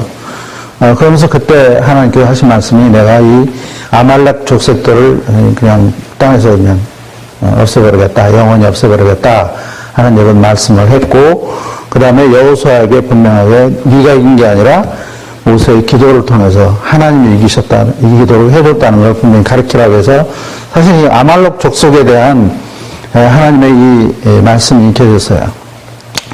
그래서 이제 이 사울이 새롭게 이 왕국이 되는 이 왕의 된 상황에 있어서 한 가지 이제 사명을 준 게 뭐냐면 바로 이 아말렉 족속들을 다 도말하라 하는 이런 말씀을 주신 겁니다. 그러면 가서 전쟁을 해서 사실은 다 진멸을 해야 되는데 다 진멸하라고 했으니까. 근데 다 진멸하지 않고 좋은 건 남겨놨어요. 뭐 소나 양이나 뭐 이런 걸 좋은 걸 놔두고 별로 값이 안 나간 것만 남겨놨거든요. 근데 나중에 사무엘이 와서 그러니까 당신 왜 이걸 남겨놨냐. 그러니까 자기 말로는 좋은 것을 여호와께 드리기 위해서 했다. 그렇게 말을 하지만은 그러나 이것은 사실 아까 우리가 이야기한 것처럼 헤렘을 범한 이런 상황이 된 거죠. 헤렘은 아까 말씀드린 것처럼 여호와를 모독하는 여호와의 그 주권을 인정하지 않는 이런 행위이기 때문에 이제 여호와께서 아주 사울을 아주 결정적으로 왕이 될 수가 없다고 선언을 하고 계십니다.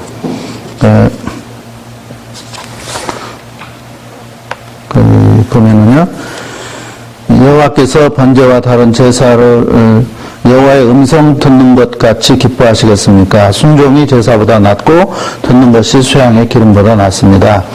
그러나 거역한 것은 점술의 죄와 같고 완악한 것은 우상을 섬기는 죄와 같습니다.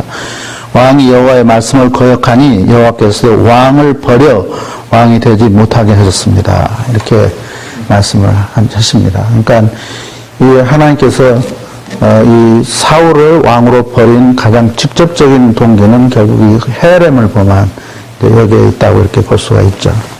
자, 이런 가운데 이제 하나님이 사울을 버리셨으니까 그 다음에 이제 사울을 대신해서 이제 왕을 세우게 되는데 바로 그 누구냐면 이제 다윗이죠.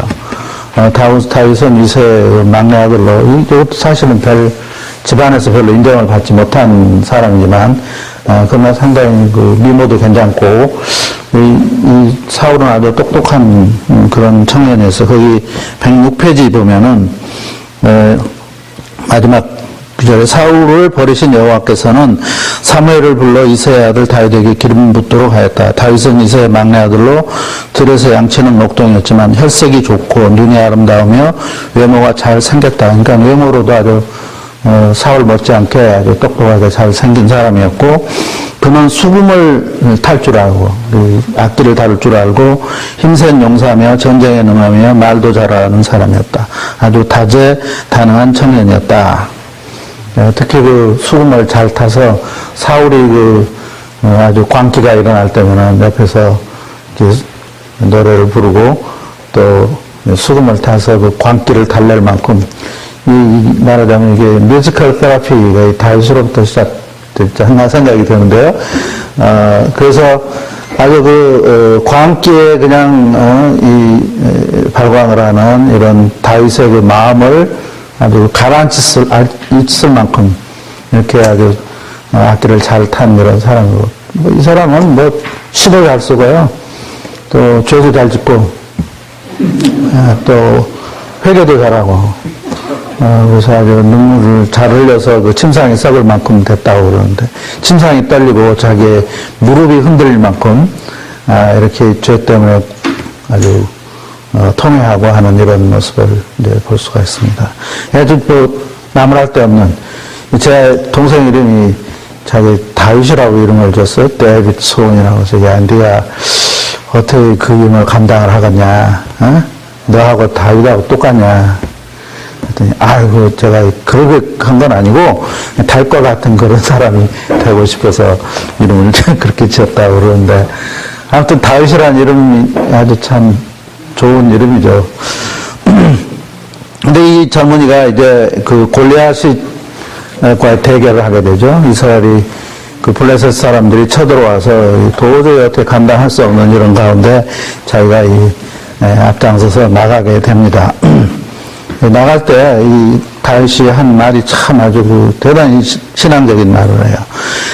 너는, 이 골리앗에게 하는 말이, 너는 칼과 창과 단창으로 내게 나오지만은 나는 내가 조령하는 만군의 여호와 이스라엘의 군대 하나님의 이름으로 내게 간다. 오늘 여호와께서 너를 내 손에 넘겨주실 것이니 내가 너를 죽이고 내 머리를 없애고 오늘 블레셋 군대의 시체를 하늘의 새와 땅의 들짐승들에게 줄 것이다. 그래서 이스라엘의 하나님께서 계신 것을 온 땅에 알게 될 것이고 이 모든 무리도 여호와의 구원은 칼과 창에 있지 아니함을 알게 될 것이다.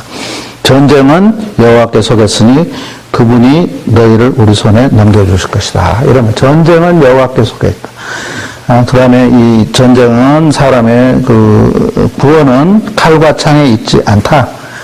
그래서 여호와 하나님이 도와주시면 이길 수 있다 하는 이런 믿음으로 혼자 나가가지고 그 골리앗을 이 돌로 넘어뜨리고 결국 전쟁을 승리로 이끈 이런 아주 사건이죠. 이 사건을 통해서 이제 다윗은 아주 내셔널 피거, 이 민족의 하나의 영웅으로 이제 등장을 하게 되고, 이것으로 말미암아 사울은 이제 큰 이제 문제에 부딪히게 되죠.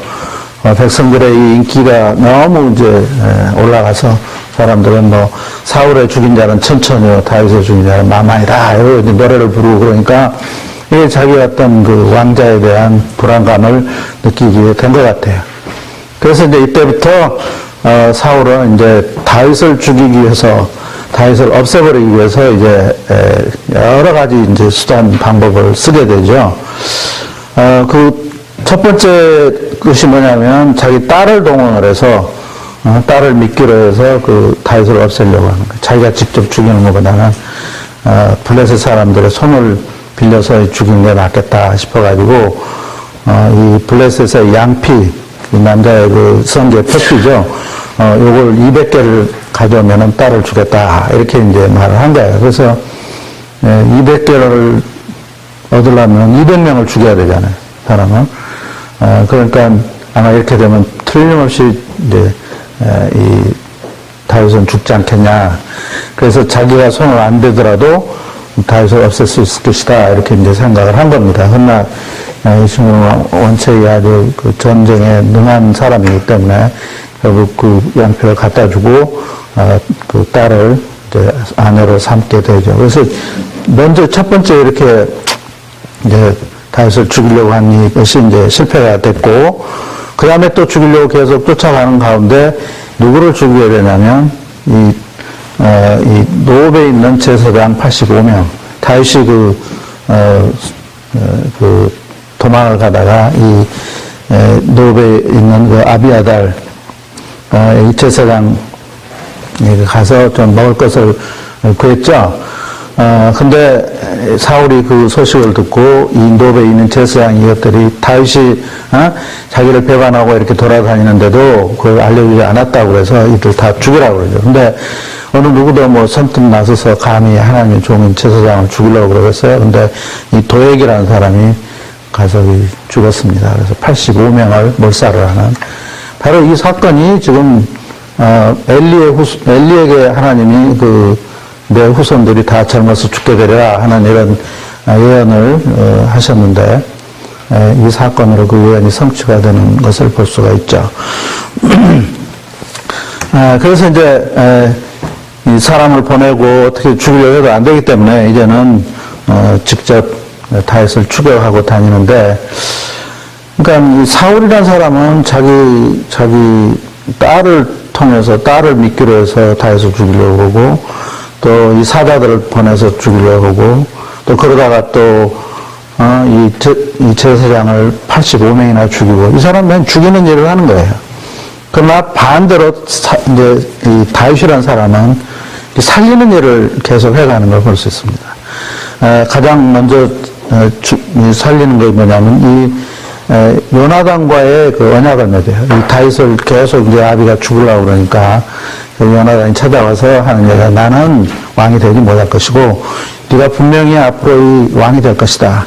그때 우리 자손들을 계속 죽이지 말고 봐달라 하는 이런 이제 말을 하고 그걸 위해서 서로 언약을 맺게 됩니다. 그래서 그 요나단과 다윗의 그런 우정의 언약을 이제 맺게 되고 다윗은 사실은 그 요나단의 후손들을 살려주려고 하는 이런 이제 그 모습을 볼 수 있고 그 다음에 이제 직접적으로 이제 사울을 살리는 사건들이 이제 나오게 되는데요. 엔게디에서 엔게디는 바로 사해 바로 근처에 있는 계곡인데 지금도 가보면 거기에 물이 흘러요. 그래서 동식물 그거 많이 있고 지금도 에인게디란 말은 에인이란 말은 셈이란 말이고 게디란 말은 들염소 그래서 이 들염소들이 와서 물 먹는 곳이라 엔게디라고 이렇게 하는 곳인데 거기에 많은 이런 절벽 같은데 동굴들이 많아요. 그래서 사람들이 가서 숨어 있기가 좋은데 바로 이 사울이 자기를 죽이러 쫓아온다고 그러니까 다윗이 그걸로 들어가 숨었어요. 그래서 가서 숨어 있는데 사울이 마침 그 불 속으로 들어와서 발을 가리러 들어왔더라. 이렇게 지금 그런데 발 가리는 게 뭔가 발을 가렸다고 하는 게 아니라 이 에봇은 긴 치마 같은 거 아니에요. 그러니까 이제 대변을 보려고 이렇게 이제 앉으면은 발이 가려지니까 아마 자기 변 처리를 하러 들어온 것 같아. 근데 뒤에서 마침 그 안에는 누가 들었으면 바로 다윗이 숨어 있었는데 이제 이거 한 칼이면 죽을 수 있죠, 그냥. 근데 다윗은 그렇게 안 하고 뒤에 살짝 그 에봇을 이제 잘라냈어요. 그러면서 살려줬는데 굴 밖으로 이제 나와서 이 옷을 한번 보십시오. 내가 자기 장이요 사실은 자기를 죽이려고 그러지만 그래서 자기를 죽일 수가 있었지만은 내가 죽이지 않았다 그러면서 그 109페이지 보면은 그렇게 하니까 그 사울이 하는 말이 나는 너를 악으로 대하나 너는 나를 선으로 대하니 네가 나보다 더 의롭다. 여호와께서 나를 내 손에 넘기셨으나 여호와께서 나를 내 손에 넘기셨으나 너는 나를 죽이지 아니하여 내가 나를 얼마나 선대하였는지 오늘 보여주었다. 사람의 원수를 만나면 그를 평안히 보내겠느냐. 내가 오늘 내게 행한 것 때문에 여호와께서 내게 선으로 갚아주시기를 원한다. 그러므로 이제 보아라. 나는 내가 반드시 왕이 되고 이스라엘 왕국이 내 손안에서 경고하실 것을 안다. 그러니 이제 너는 내 후손을 끊지 않고 내 아비 집에서 내 이름을 멸하지 않겠다고 여호와로 내게 맹세하라.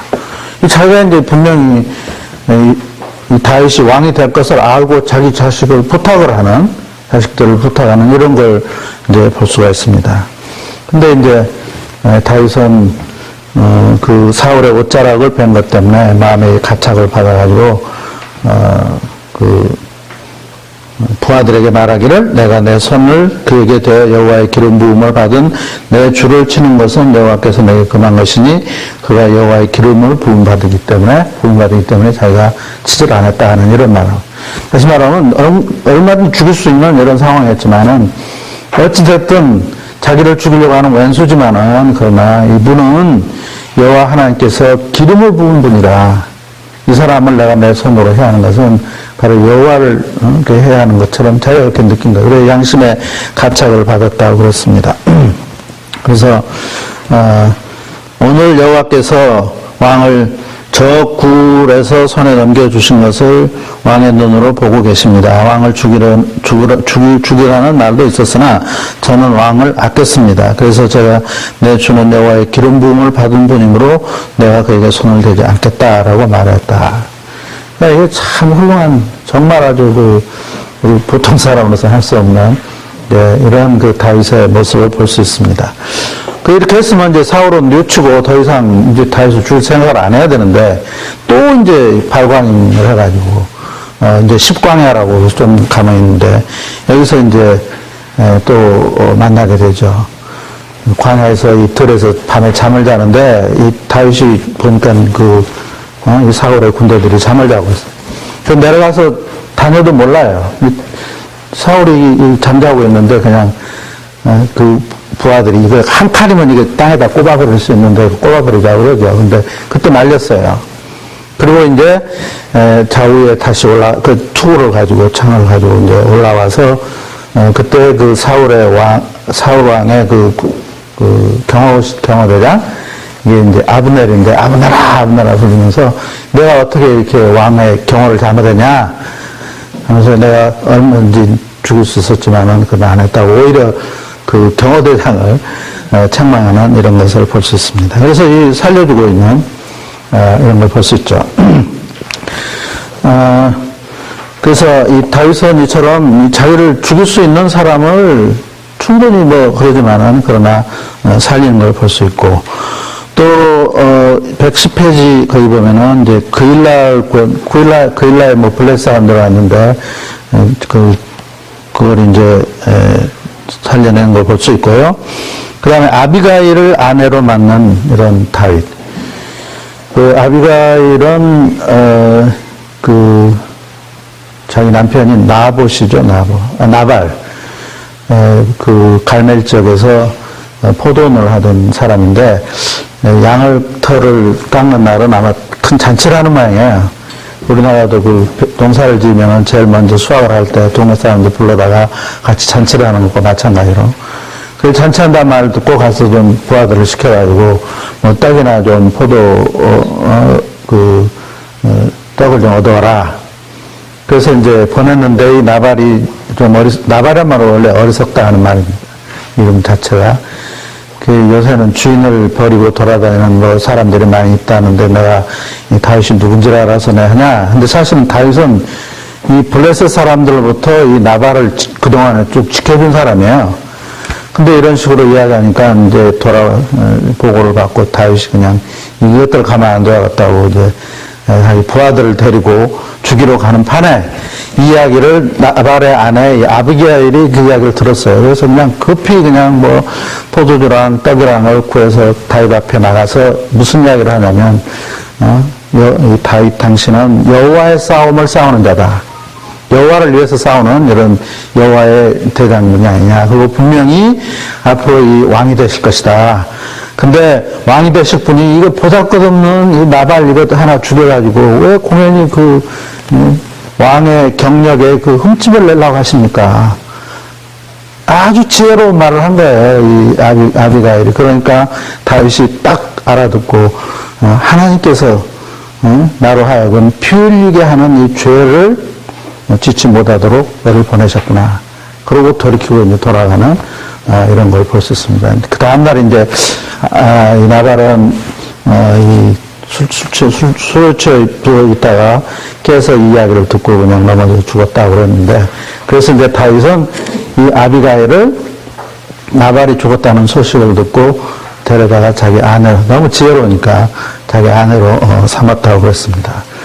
그러니까 함부로 이렇게 사람의 생명을 뭐 죽으려고는 했지만 어찌됐든 여기서도 죽이지 않는, 사울은 85명의 제사장을 죽인 사람인데 이렇게 살리는 이런 일을 하고 있는 걸 볼 수 있습니다. 또 뿐만 아니라 29장에서 30장은 이제 아말렉을 진멸을 했다고 했어요. 그러니까 지금 하나님 원래 그 출애굽할 때의 뜻은 아말렉을 다 진멸하겠다는 하나님의 뜻입니다. 그래서 이 임무를 지금 사울한테 맡겼는데 사울이 지금 이 아말렉을 다 완전히 뭐 진멸하지도 못했고 또 그때 헤렘을 범하는 이런 짓을 하게 됐죠. 그런데 이 지금 29장 30장에 와서 바로 이 다윗이 사울이 못한 그 아말렉을 진멸하는 일을 하게 됩니다. 그래서 어떻게 보면은 이 사울의 이 죄를 뭐 하나님 앞에서 좀 속죄를 했달까 뭐 이렇게도 이야기할 수 있겠죠. 근데 이런 걸 보면은 이 다윗과 사울은 너무 확연히 아주 구분이 되는 점이 있는데, 사울은 철저하게 인본주의자예요. 자기중심적이에요. 그래서 자기의 왕자, 또 자기 이 왕자를 자기 후손들, 자기 자식들에게 계속 물려주고 싶은 이런 왕이고, 이걸 지키기 위해서 가차없이 뭐 자기 딸도 이용하고, 심지어는 요나단도 죽이려고 그러고, 자기 아들 전쟁에서 말 안 들었다고 죽이려고 하는 사건이 있었습니다. 또 뿐만 아니라 이 제사장을 85명이나 죽이는 이런 아주 이러한 모습을 볼 수가 있습니다. 결국 사울은 이제 마지막 전투를 하게 됐어요. 이 블레셋하고. 근데 이미 그때는 하나님께서 사울에게서 떠나서 전쟁을 하려면은 하나님께 물어야 되는데 하나님의 대답도 없고, 그래 어디를 가냐면 바로 신접한 여인에게 찾아갑니다. 근데 원래 이 사무엘과 사울이 한 일 중에 그 우상을 섬기고 이런 무당이랄지 이런 걸 다 척결을 했는데, 자기가 척결한 그 무당한테 지금 찾아가는 거예요. 가서 이제 부탁을 합니다. 이 사무엘을 불러내라. 그래서 이걸 영매라고 그러죠. 그래서 사무엘이 하여간 나타났어요.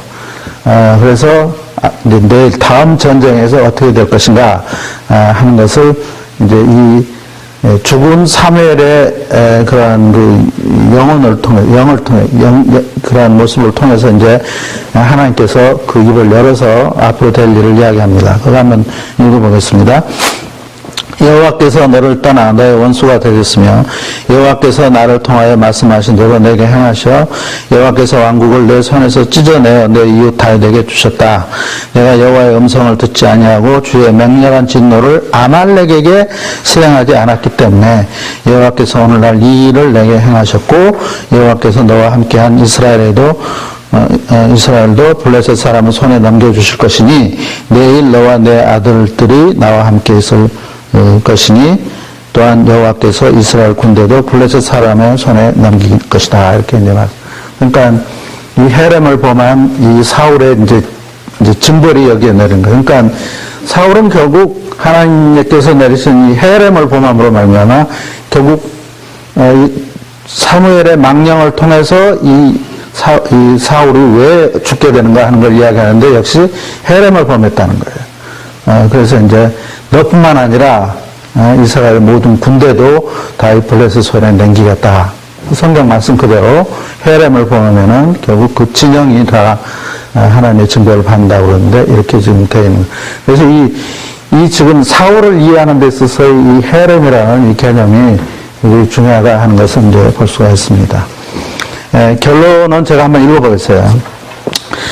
이렇게 해서 지금 이제 다음날 전쟁에서 결국 사울은 이 여호와의 말씀대로 죽게 되죠. 그 죽게 되는데 뭐 이방 사람 손에 죽는 것은 뭐 명예롭지 못하다고 생각한 것 같아요. 그래서 결국 이제 자살하는 식으로 이렇게 그 아들과 더불어서 다 함께 죽게 됐습니다. 여호와께서는 이집트에서 노예 생활하던 이스라엘을 구출하여 시내산으로 데리고 가서 이들과 왕과 백성의 관계를 맺는 언약을 맺었다. 여호와는 이스라엘 왕이 되고 이스라엘은 여호와의 백성이 된 것입니다. 이로써 이스라엘은 여호와께서 다스리는 왕정의 시대가 시작된 것입니다.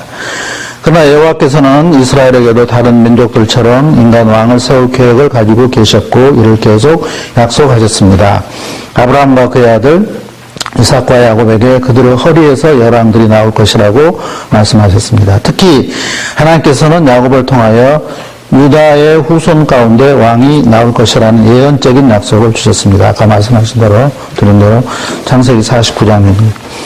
또 뿐만 아니라 신명기 17장 14절 20절에는 앞으로 있을 이스라엘의 왕의 제도를 구체적으로 마련해 놓고 계십니다. 따라서 때가 되면 하나님께서 직접 왕을 주실 것입니다. 특히 이스라엘이 왕을 구하기 직전에도 여호와께서는 왕으로서 블레셋을 물리치고 이스라엘을 승리하게 하시지만 이스라엘은 인간 왕을 구합니다. 여호와께서는 이스라엘이 더 이상 그들의 왕이 되는 것을 원치 않는다고 생각하신 것입니다.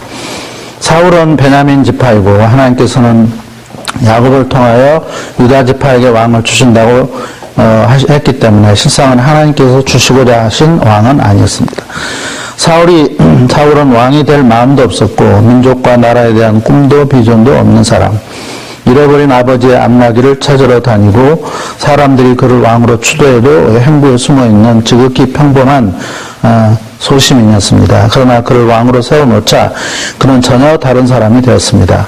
하나님의 법도를 무시하고 자기가 제사를 드리는가 하면 자기보다 능력이 많고 인기가 많은 다윗을 시기하고 자기와 자기 자식들이 대대로 왕이 되도록 경쟁자들을 숙청하려고 일생을 허비하고 맙니다. 결국 그는 하나님께서 명하신 아말렉 소탕 작전에서 헤렘을 범함으로 결정적으로 여호와께 버림을 받게 됩니다. 그는 철저하게 인본주의자였습니다.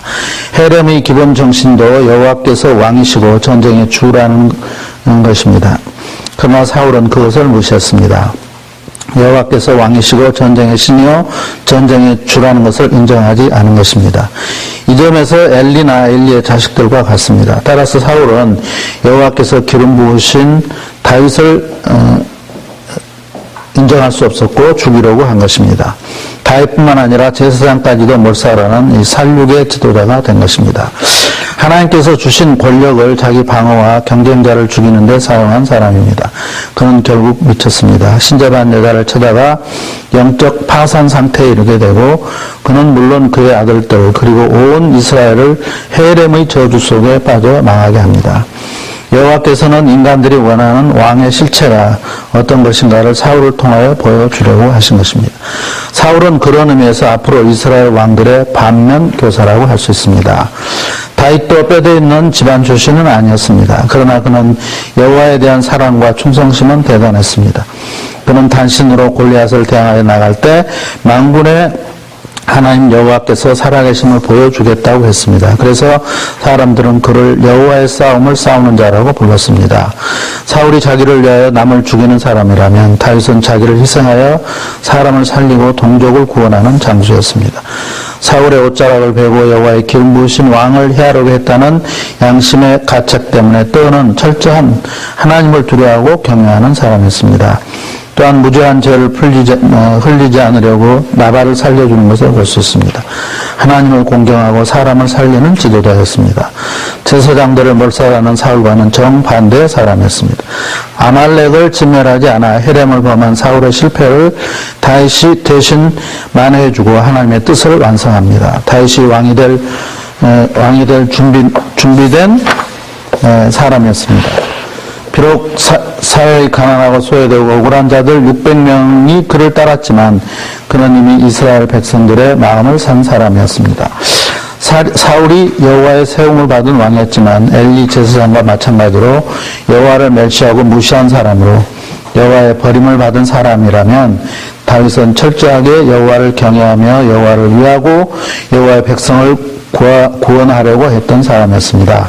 그래서 다윗을 죽이려고 쫓아다니는 사울에게 제가 오늘 왕의 생명을 귀중하게 여긴 것처럼 여호와께서도 제 생명을 귀중하게 여기시고 모든 역경 중에서 저를 구해줄 것입니다 라고 말하는데, 이것은 다윗의 신앙이었습니다.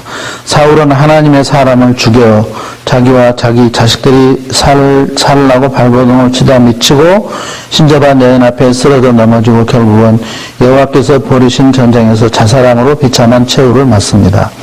그러나 다윗은 사람을 살리고 민족을 살리고 여호와의 명예를 살린 사람이었습니다. 골리앗을 대항하여 나가고 자기를 죽이려고 쫓아오는 사울을 2번이나 살려주는 용기와 믿음과 정의가 있는 사람이었습니다. 여호와의 구속사는 사람을 살리는 역사입니다. 따라서 그를 대신하여 여호와의 백성을 다스릴 왕은 여호와를 공경하며 사람을 살리는 사람이어야 합니다.